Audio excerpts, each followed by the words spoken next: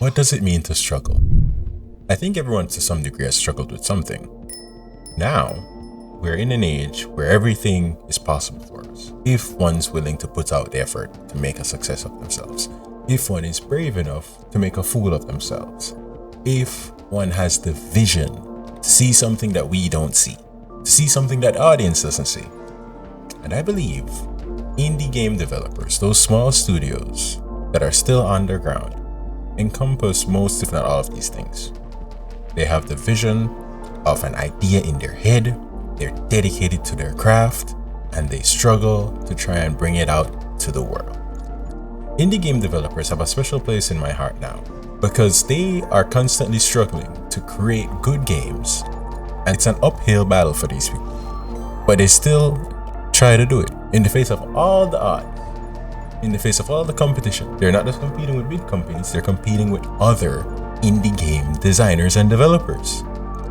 And through all that, they still find a way to make their game and release it.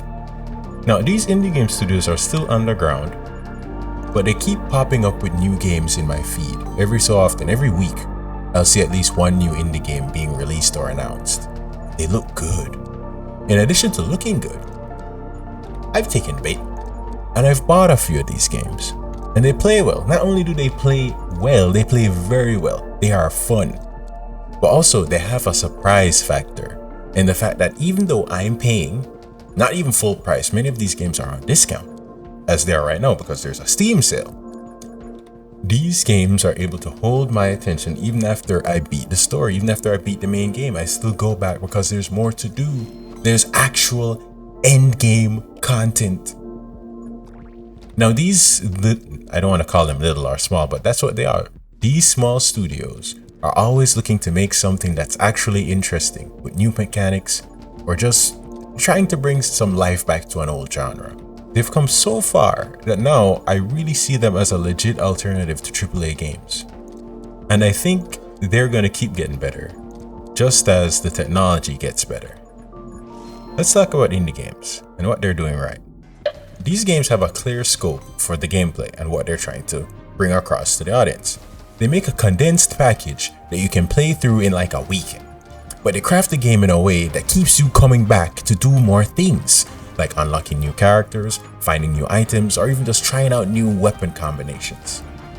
This has to be said because I don't think this is something that we see very often now in modern games, where the game is actually trying to keep your attention as opposed to just getting you to buy the initial game. You may have experienced this in recent years where AAA games will have a good game, it's very polished, but there's no replay value. And I think that's where indie games are really, pulling ahead. Buying an indie game will give you hours of gameplay for such a small cost. Indie games have to compete with a lot of different things to get our attention. So it forces them to actually try to put a new spin on things, like trying different genres and mixing different things together, like different gameplay mechanics such as deck builders and roguelikes. They constantly try to reiterate and develop and, add a new mix to these different genres. Like you don't really see with big developers because they can't take the risk. But with indie games, all they have is risk. They got nothing else to leverage. And even though I may not be interested in all the indie games that come out, other people will see the value in these indie games. So different games can be made for a smaller, more unique population or group of people as opposed to the whole general gaming sphere. And I appreciate that. There's more options for more people to play and enjoy and find a game that they like. Now, because of this, there are always new games to try. So even if you may not like deck battlers, there's so many out there that you can find the specific one that suits your specific playstyle, your needs, what you like about the games as a whole. So there's so many more options and variety. Indie games try to keep things simple where they can, so they can actually make the game and release it. Because otherwise the game would be too big to develop. But the simplicity adds to the experience for the player, for me, as I don't have to wade through so many different menu options and so many different, what would I call it? filler features in a game that I don't really need, I don't appreciate, they don't add to the game. They're there. I don't know how else to explain it. Another thing that I appreciate is that the aesthetics of these games are very simple and clear. There's no need to mislead the viewer. I don't know if you've seen this before, but there's a phenomenon where game companies will release a game trailer. It looks spectacular, amazing, great graphics. It looks like a literal CG movie. But then when you see the game, it looks quite lackluster. It's not fun. It looks like a lie, really. It just looks like marketing.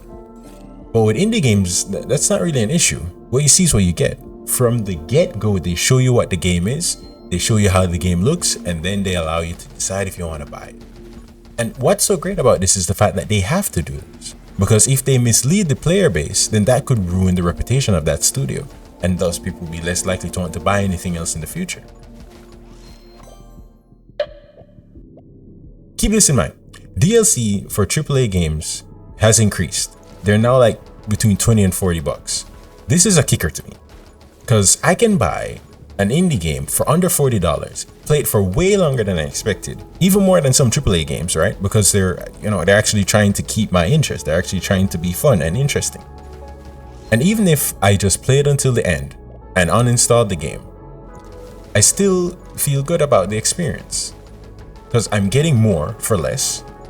I'm also helping out a small game company. Even if they make $1 million, it feels good to know that I'm helping a small team of people to build something that they've always wanted to build, as opposed to a big game company where I'm just padding profits. I don't really matter. My little 20, 40 bucks doesn't mean anything.